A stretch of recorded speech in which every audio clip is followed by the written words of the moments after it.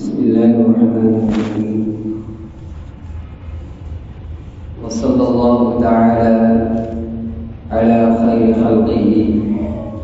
سيدنا ونبينا مولانا محمد وعلى آله وأصحابه وبارك وسلم تسليما كثيرا. كتاب الفتن الفصل الأول. عن حذيفة رضي الله عنه قال: قام فينا رسول الله صلى الله عليه وسلم مقاما ما ترك شيئا يكون في مقامه ذلك إلى قيام الساعة إلا حدث به، حفظه من حفظه ونسيه من نسيه. قد علمه أصحاب هؤلاء وإنه ليكون منه الشيء قد نسيته فأراه فأذكره كما يذكر الرجل وجه الرجل إذا غاب عنه ثم إذا رآه عرفه. متفق علیہ.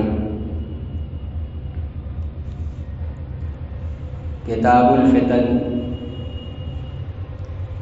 فتنوں اور آزمائشوں کا بیان. یہ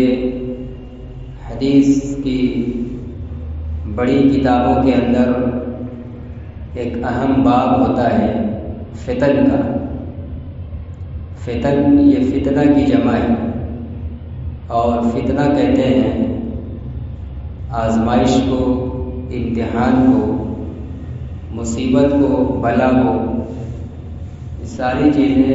فتنہ اور آزمائش کہلاتی ہیں. حدیث کی کتابوں کے اندر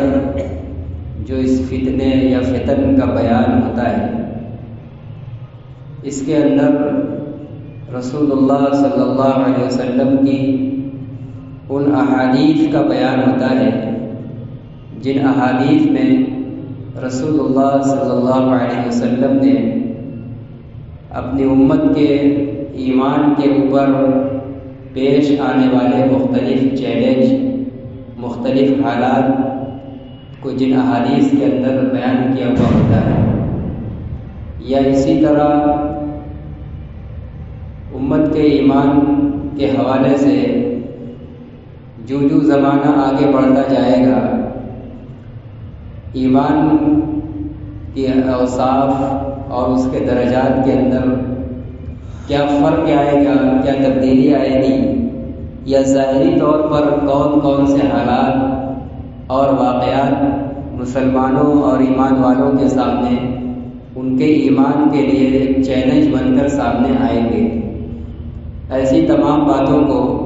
رسول اللہ صلی اللہ علیہ وسلم نے مختلف موقع پر حدیث کے اندر بیان فرمایا ہے. بعض چیزوں کو نام بنام متعین کر کے بیان فرمایا ہے، اور بعض چیزوں کو یوں ہی مبہماً ذکر فرمایا ہے کہ ایسا ایسا مختلف زمانوں کے اندر ہوگا. محدثین نے صحابہ کرام کے حوالے سے ایسی تمام احادیث اور روایات کو بھی نقل فرمایا ہے، اس کو محفوظ کیا ہے. چونکہ ان احادیث کے اندر نبی کریم صلی اللہ علیہ وسلم کی طرف سے اپنی قیامت تک آنے والی امت کے افراد کو ایمان کی حفاظت کے تعلق سے بڑا پیغام، وہ حالات اور واقعات جو فتنوں کے زمانے میں پیش آنے والے ہیں یا جن کو فتنے کا حال واقعہ کہا جاتا ہے، ان کو ذکر کر کے متنبہ فرمانا مقصود ہے کہ اب ان ماحول، ان حالات کے اندر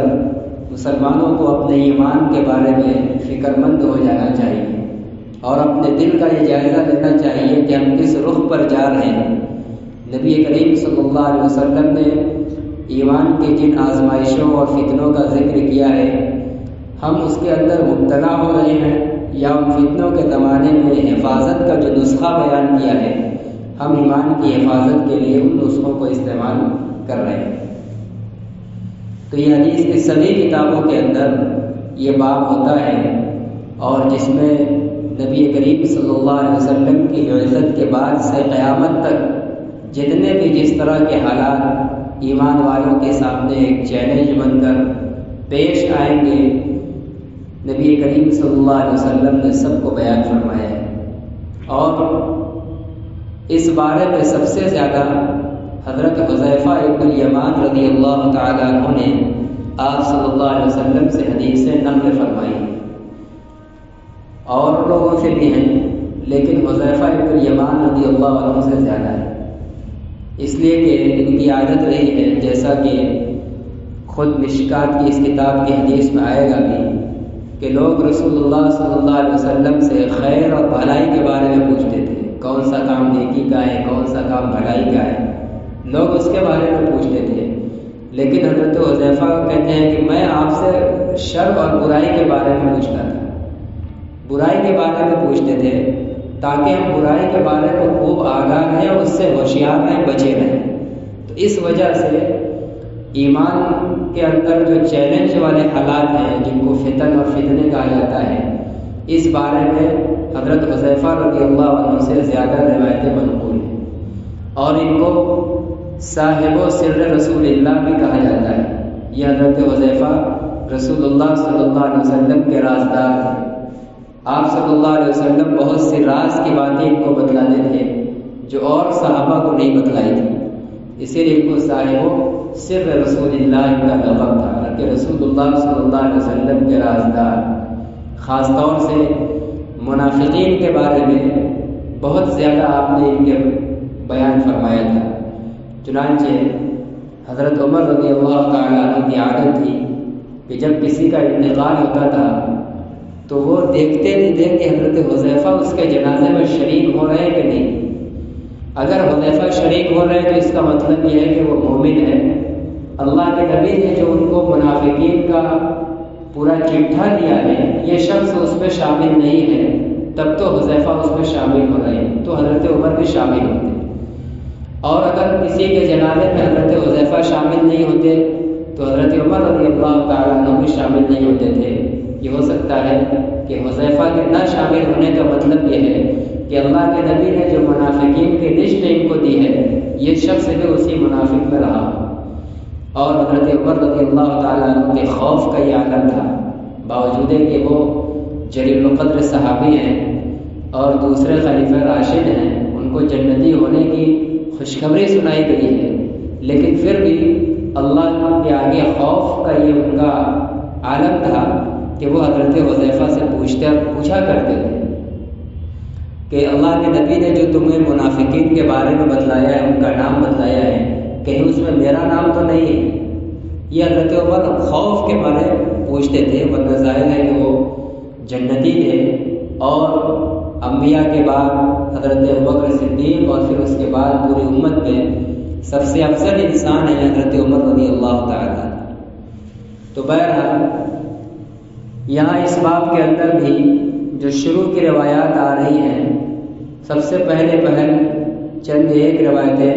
حضرت حذیفہ ابن الیمان رضی اللہ تعالیٰ عنہ سے ہی مروی ہیں۔ حضرت حذیفہ ابن الیمان رضی اللہ تعالیٰ عنہ فرماتے ہیں، قام فینا رسول اللہ صلی اللہ علیہ وسلم مقاما ما ترک شیئا یکون فی مقامہ ذلک۔ رسول اللہ صلی اللہ علیہ وسلم ہمارے درمیان ایک مرتبہ کھڑے ہوئے، ہمارے درمیان ایک مرتبہ ایک جگہ کھڑے ہوئے، ما ترک شیئا، اور آپ نے اپنے اس قیام میں، اس کھڑے ہونے کی حالت میں کوئی ایسی چیز نہیں چھوڑی جو قیامت تک پیش آنے والی ہے، الا حدث بہ، مگر ان سب کو بیان کیا۔ کہہ رہے ہیں کہ اس مقام پر جب آپ ہمارے درمیان ایک مرتبہ خطبہ دینے اور بیان کرنے کے لیے کھڑے ہوئے تو قیامت تک اس امت پر جتنے حالات اور واقعات پیش آنے والے ہیں، تمام چیزوں کو اللہ کے نبی صلی اللہ علیہ وسلم نے وحی کے ذریعے آپ کو چونکہ معلوم ہوا تھا، آپ نے ساری چیزوں کو بیان فرما دیا۔ حفظہ من حفظہ، حضرت حذیفہ بن الیمان رضی اللہ عنہ کہتے ہیں ان چیزوں کو یاد رکھا جس نے یاد رکھا، وَنَسِيَهُ مَن نَسِيَهُ، اور ان کو بھول بھی گیا جو بھول گیا۔ اتنی تفصیل سے بیان کیا تھا کہ آپ کے لفظ بلفظ سارے واقعات کو لوگوں نے یاد نہیں رکھا،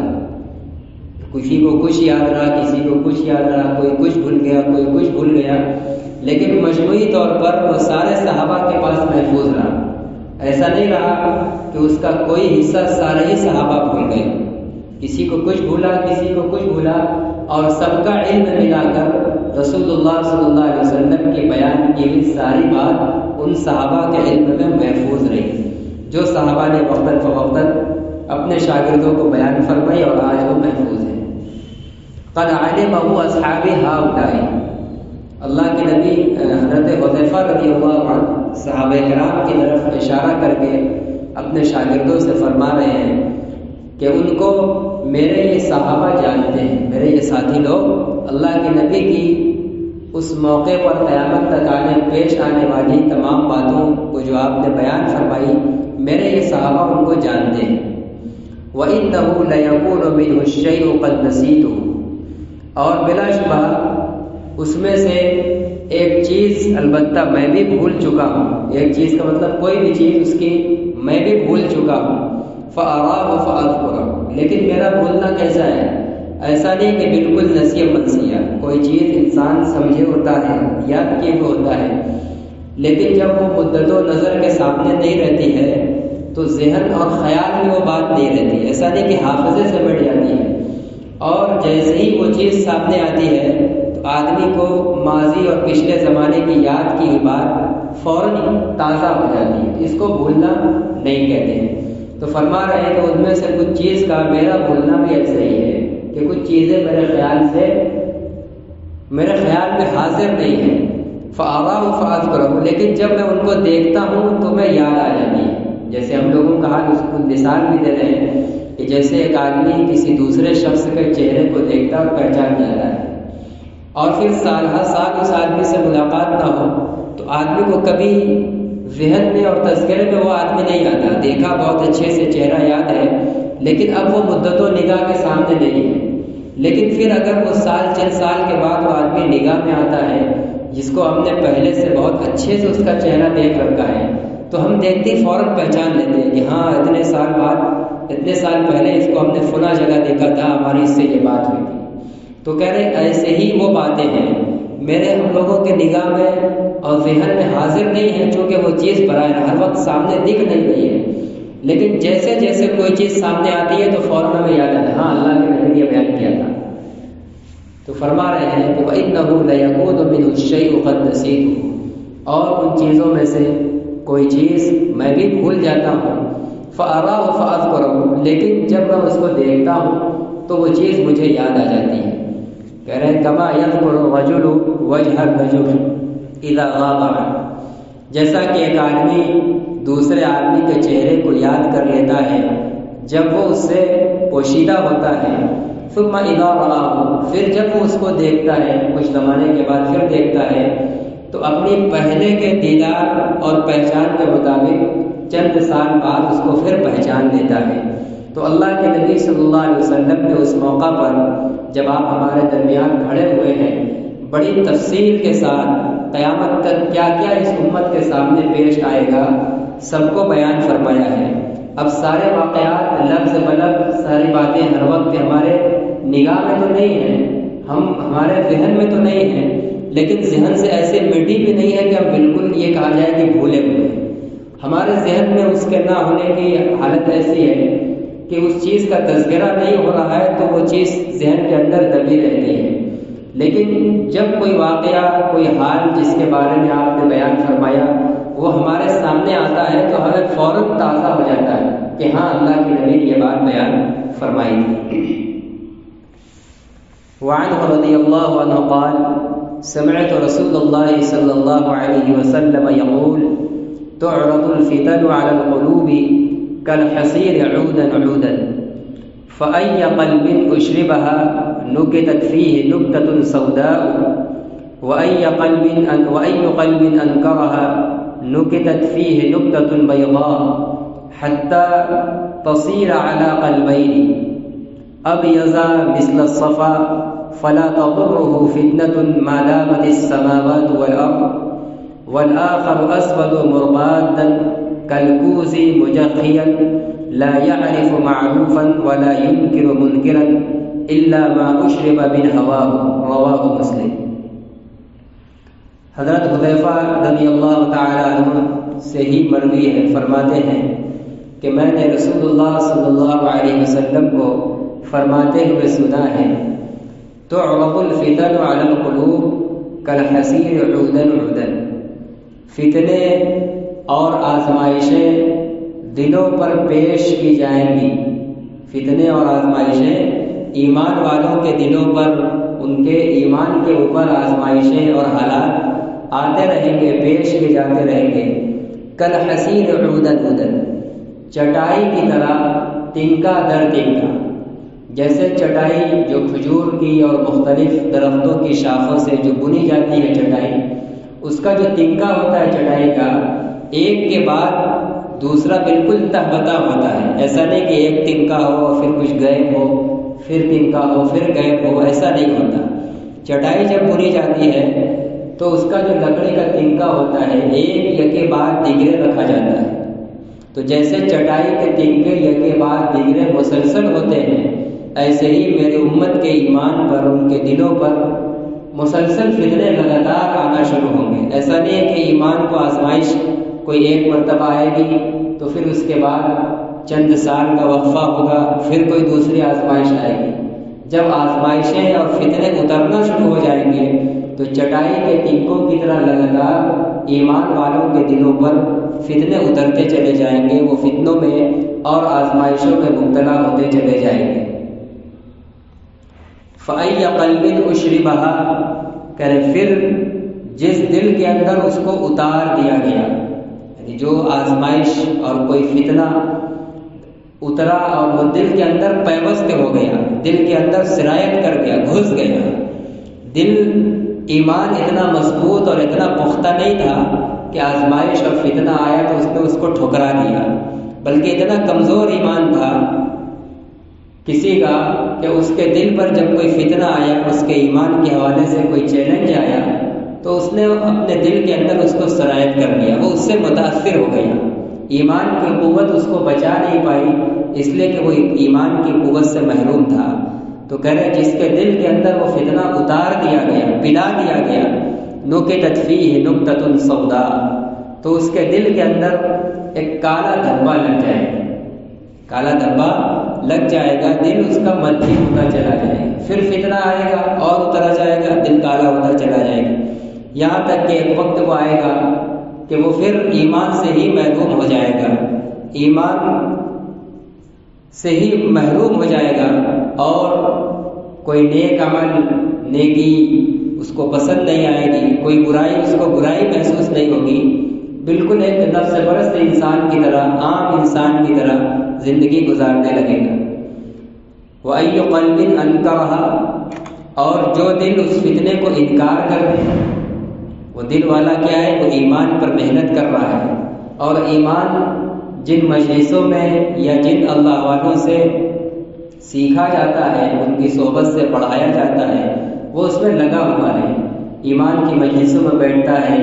اللہ رسول کی باتیں سنتا ہے، اسی طرح فرائض کی، واجبات کی، قرآن کی، اذکار کی پابندی کرتا ہے، گناہ کبیرہ سے اہتمام کے ساتھ بچتا ہے،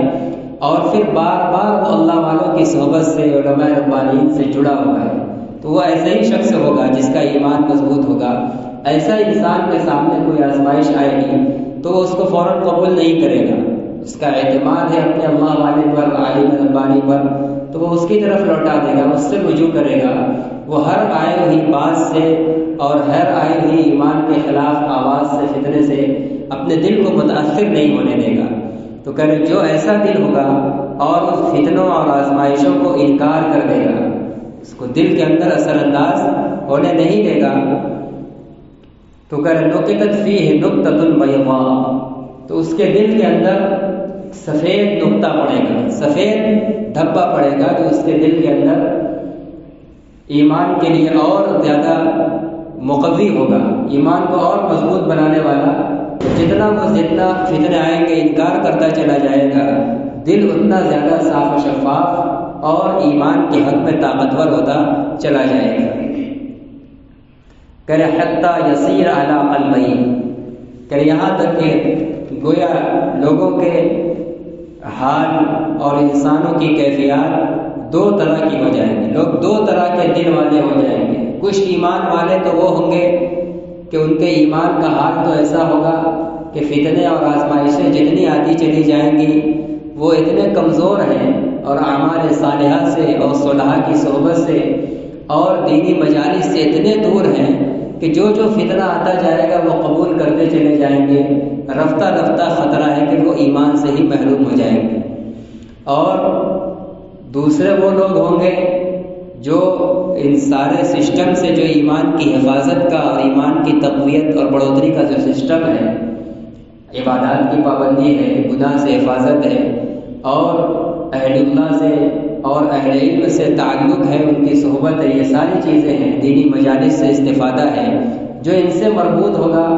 ظاہر ہے کہ اس کے سامنے کوئی فتنہ آئے گا تو وہ فوراً لوٹا دے گا اہل علم کی طرف، اپنے بڑے کی طرف پیش کرے گا، جن مجلسوں میں وہ حاضر ہوتا ہے ان مجلسوں میں پیش کرے گا اور وہاں سے اس کا علاج ہو جائے گا اور اس طرح اس کے ایمان کی حفاظت ہو جائے گی۔ تو لوگ اپنے دل کے اعتبار سے، ایمان کی کمزوری اور پختگی کے اعتبار سے جب فتنے آئیں گے تو لوگ دو طرح کے ہو جائیں گے، دو طرح کی کیفیت والے ہو جائیں گے۔ اب یزا مثل الصفا، اب آگے مزید اس کو بیان فرما رہے ہیں کہ ان دو قسم کے دلوں والوں میں سے ایک وہ لوگ ہوں گے جن کا دل سفید ہوگا، ابیض بالکل صاف ستھرا ہوگا، مثل الصفا سفید پتھر کی طرح، جو بالکل صاف ستھرا سنگ مرمر ہوتا ہے، سنگ مرمر کی طرح بالکل سفید پتھر کی طرح کچھ لوگ ہوں گے جن کا دل ایسا ہوگا، یعنی صفائی میں بھی اور مضبوطی میں بھی۔ جیسے سنگ مرمر وہ ہمارے سامنے جو اس کو پرت در پرت چھیل کر دیا جاتا ہے، ہمارے سامنے جو آدھا انچ اور 1 انچ کا رہتا ہے وہ کمزور نظر آتا ہے، لیکن جو اس کا مضبوط چٹان ہوتا ہے صاف و شفاف وہ بڑا مضبوط ہوتا ہے۔ تو ایک انسان تو وہ ہوگا جس کا دل بالکل صاف ستھرا اور مضبوط ہوگا سنگ مرمر کی طرح، ایسے دل والے کے لیے کوئی فتنہ مضر نہیں ہوگا۔ فلا تضرہ فتنة ما دامت السماوات والارض، اس دل والے کو جس کا دل سنگ مرمر کی طرح صاف اور مضبوط ہوگا، کہہ رہے کہ اس دل والے کو جب تک آسمان و زمین قائم رہیں گے کوئی فتنہ اس کو یعنی اس کے ایمان کو نقصان نہیں پہنچا سکتا۔ قیامت تک گویا وہ اپنے ایمان پر قائم اور باقی رہ سکتا ہے، باقی رہے گا، کوئی فتنہ بھی، کوئی آزمائش اور کوئی بھی ایمان کے مقابلے میں آیا ہوا چیلنج اس کے قدم کو ڈگمگائے گا نہیں، اس کے ایمان کو نقصان نہیں پہنچائے گا۔ تو یہ کیفیت حاصل ہوگی اعمال سے، فرائض سے، واجبات سے، تلاوت سے اور دینی مجالس سے اور علماء کی صحبت سے اور اہل اللہ کی صحبت سے۔ والآخر اسود مرباتا کالکوز مجخیا، اور جو دوسرا دل ہوگا، کہیں کہ اور دوسرا دل سیاہ ہوگا اور خاکستر ہوگا،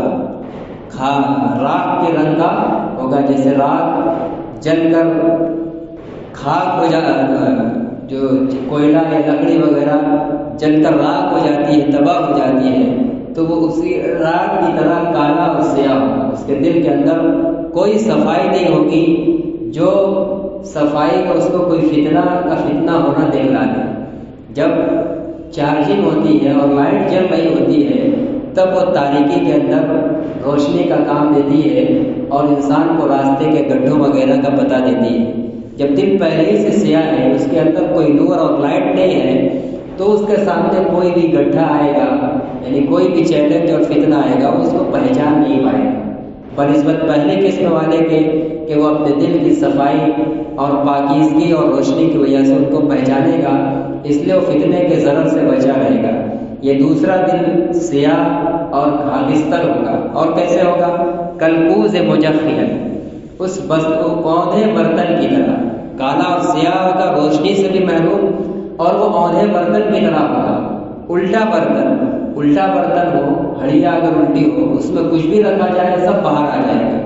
تو یہ دوسری قسم والا جو انسان ہوگا اس کے دل کی بھی یہی کیفیت ہو جائے گی کہ اس کا دل کالا اور سیاہ ہوگا، الٹے برتن کی طرح ہوگا، کوئی چیز اس کے اندر جائے گی ہی نہیں، اس کے اندر کوئی بھی اس کو خیر کی بات، نیکی کی بات بتلائی جائے گھسے گی ہی نہیں، چونکہ اس کا دل الٹ گیا ہے اور الٹے برتن کے اندر کوئی چیز جاتی اور ٹکتی نہیں۔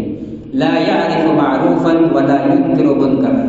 وہ نہیں جانے گا کسی نیکی کو۔ جب الٹا برتن ہے تو کوئی آپ نیکی کو اس میں ڈالیں گے وہ نہیں پہچان پائے گا، اس میں ٹکے گی ہی نہیں۔ ولا ينكر منکرا، اور نہ کوئی برائی جانے گا، نہ کوئی نیکی پہچانے گا، نہ کوئی گناہ جانے گا، کوئی حد نہیں ہوگی کہ یہ نیکی ہے کرنا ہے، یہ گناہ ہے اس سے بچنا ہے۔ لِلَّا مَا أُشْرِبَ بِالْهَوَىٰ، اس کا بس کیا ہوگا، اس کے خواہشات نفس ہوگی۔ دل تو الٹا ہے، جہاں ایمان اور معرفت ہوتی ہے وہ بالکل سیاہ ہو چکا ہے، اس کے اندر کوئی روشنی اور لائٹ بچی ہی نہیں ہے کہ وہ کسی چیز پر اپنی شعاع ڈال کر پہچنوا دے اس دل والے کو کہ ہاں یہ معروف ہے یا منکر ہے۔ اور پھر الٹا برتن کی طرح بچرا ہو چکا ہے کہ اگر آپ زبردستی اس میں کچھ ڈالیں گے بھی تو نیچے گر جائے گا۔ ایسا نفس صرف اپنے خواہشات نفس کا غلام ہوگا۔ جیسے جانور زندگی جیتا ہے، جب جی میں آتا ہے کہیں منہ مارتا ہے، کھا لیتا ہے، پیٹ بھر لیتا ہے، تو ایسے لوگ ایسے ہی زندگی گزاریں گے۔ ان کے سامنے مذہب اور ایمان اور بے ایمانی کوئی چیز نہیں ہوگی، نیکی اور برائی کوئی چیز نہیں ہوگی، بس وہ اپنے نفس کے غلام ہوں گے۔ نفس کے اندر لذات اور خواہشات اور شیطنت اور شہوانیت کا غلبہ ہوگا، بس جو جی میں آئے گا وہی کریں گے، مذہب، نیکی اور برائی کوئی چیز نہیں ہوگی۔ تو فتنے جب مختلف برابر آئیں گے تو اللہ کے نبی صلی اللہ علیہ وسلم فرماتے ہیں کہ اس طرح کے دو طرح کے لوگوں کے حال ہو جائیں گے۔ آج ہم جب اپنے معاشرے کے اوپر نگاہ ڈالتے ہیں تو ہمیں دونوں طرح کے لوگ نظر آتے ہیں۔ اس کا مطلب یہ ہے کہ جن فتنوں کے پیش آنے پر ایمان والوں کی یہ حالت ہونی تھی وہ فتنے اتر چکے ہیں اور ہم لوگ اس سے دوچار ہو رہے ہیں۔ کوئی ہر آدمی اپنی ایمانی کیفیت کے اعتبار سے کم یا زیادہ اس سے متاثر ہے، کوئی کم متاثر ہے، کسی کی نور ایمانی بہت مضبوط ہے، وہ کسی سے بھی متاثر نہیں ہے، اس کی زندگی اعلیٰ درجے کی تقویٰ و پرہیزگاری والی ہے، اور کوئی ذرا سا متاثر ہے، اس کی زندگی کے اندر کچھ کمیاں اور کوتاہیاں بھی ہیں، لیکن ایک طبقہ وہ بھی ہے مسلمان کہلانے والا کہ بلا شبہ ہے اس کی کیفیت ایسی کہ ان کو آپ نیکی سمجھاؤ، کوئی برائی سمجھاؤ، کچھ بھی سمجھ میں آنے والی نہیں ہے۔ وہ ایک جانور کی طرح من چاہی اپنی خواہش نفس کے مطابق زندگی گزارتے ہیں، جو جی میں آتا ہے کرتے ہیں، جو جی میں نہیں آیا نہیں کرتے ہیں۔ مذہب اور اللہ رسول کی تعلیم، نیکی اور برائی، ثواب اور عذاب، جنت اور جہنم، یہ ساری چیزوں کا ان کے یہاں کوئی تصور نہیں۔ یہ نہیں کہ کسی عمل کی طرف قدم بڑھانے ان کو یہ خیال آ جائے کہ ہمیں اس نیک کام کرنے پر اللہ کی رضا اور جنت ملے گی یا اللہ کا عذاب اور جہنم ملے گا، کوئی پرواہ نہیں۔ آخرت سے اور اللہ رسول ان کی تعلیم سے بے پرواہ ہو کر ایک بڑا طبقہ مسلمان کہے جانے والا زندگی گزارتا ہے۔ تو یہ بڑے خطرے کی بات ہے۔ اللہ کے نبی صلی اللہ علیہ وسلم نے بیان فرما دیا کہ لوگوں کے حالات اور دل اس طرح کے ہوں گے، اور پہلے دل والے کی تعریف بھی بیان کر دی ہے کہ اگر وہ اپنے دل کی حفاظت کر کے صاف و شفاف اور سنگ مرمر کی طرح مضبوط اور شفاف رکھے گا تو قیامت کے تک جتنا بھی بڑا بڑا فتنہ آ جائے وہ محفوظ اپنے آپ کو پائے گا، وہ سارے فتنے اس کے دل کے اندر سرایت نہیں کر پائیں گے۔ لیکن ضروری ہے اس کے لیے ایمان کے حق کے مطابق قائم رہنا، فرائض کا اہتمام ہو، اور ایسا نہیں کہ فرائض صرف اللہ کے حق والے، بندوں کے حقوق بھی، اللہ کے حقوق بھی، انسانوں کے حقوق، جو جتنے تفصیلات ہیں، جو زیاد ہیں، جو ہم بار بار سنتے اور جانتے ہیں کہ ہمارا دین صرف فرائض اور 5 وقت کی نماز اور روزے کا نام نہیں ہے، بہت سارے احکام ہیں۔ تو تمام فرائض کو بجا لانا اور معاصی سے اور گناہ کبیرہ سے، خاص طور سے بدعات سے، شرک و کفر سے اور ان کے شائبے سے بھی بچنا، اور پھر ان سب چیزوں پر تقویت حاصل کرنے کے لیے بار بار دین کی باتیں سننا، دین کی مجلس میں بیٹھنا اور اللہ والوں کی صحبت سے مستفیض ہونے کی کوشش کرنا، تب دل کی یہ کیفیت حاصل ہوگی۔ اور اگر ہم ان چیزوں سے کٹے رہیں گے تو کٹے کٹے ہی بھلے آدمی آج نیکی کر رہا ہو، لیکن نیکی پر ابھارنے والی جو مجلسیں ہیں، جو صحبتیں ہیں، جب ہم اس سے کٹے رہیں گے تو دنیا کے ماحول پر رہتے رہتے بالآخر ایک دن خطرہ ہے کہ ہم کمزور پڑ جائیں گے اور پھر فتنوں سے متاثر ہوتے چلے جائیں گے اور ہمارے دل کی حالت بھی سیاہ اور الٹے برتن کی طرح ہو جائے گا، اور خدا نہ کرے ہماری بھی وہ کیفیت ہو جائے گی کہ اچھائی اور برائی کی تمیز سے بالا تر صرف اپنی نفسانی خواہش کے مطابق اور اپنی شہوات کو پورا کرنے کے لیے ہم زندگی جینے والے بن جائیں گے۔ تو اللہ کے نبی صلی اللہ علیہ وسلم نے فتن کی احادیث کے اندر انہی چیزوں سے آگاہ فرمایا۔ یہ صرف علم کی چیز نہیں ہے کہ ہمیں معلوم ہو جائے کہ قیامت سے پہلے کیا کیا ہوگا، یہ ایک آگاہی ہے،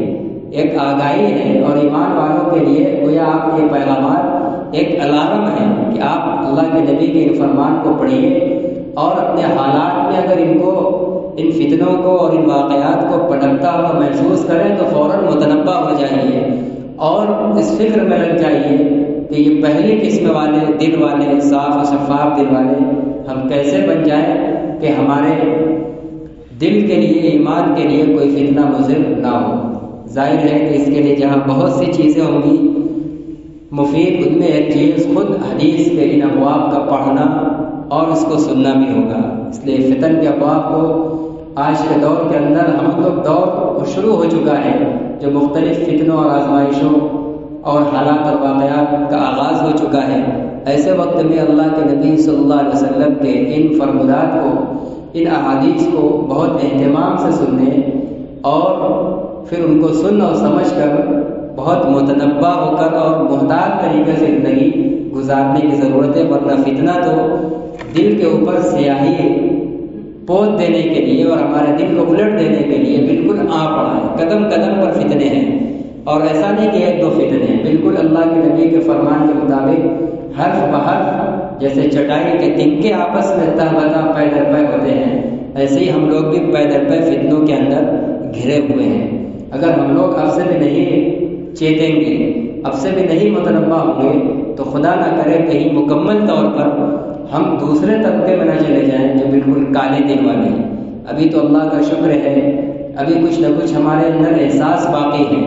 وہ احساس صرف باقی نہ رہے، اس کے اندر اور پختگی ہو جائے۔ ضروری ہے اعمال کو بڑھانے کی، اپنی فکر کو بڑھانے کی، اور اس طرح کی مجلسوں میں بہت اہتمام سے خود بھی شریک ہونے کی اور اپنے دوست و احباب کو بھی ترغیب دینے کی۔ اللہ تعالیٰ ہم تمام لوگوں کو ان ہدایات پر کہنے اور سننے سے زیادہ عمل کی توفیق عطا فرمائے۔ وآخر دعوانا الحمد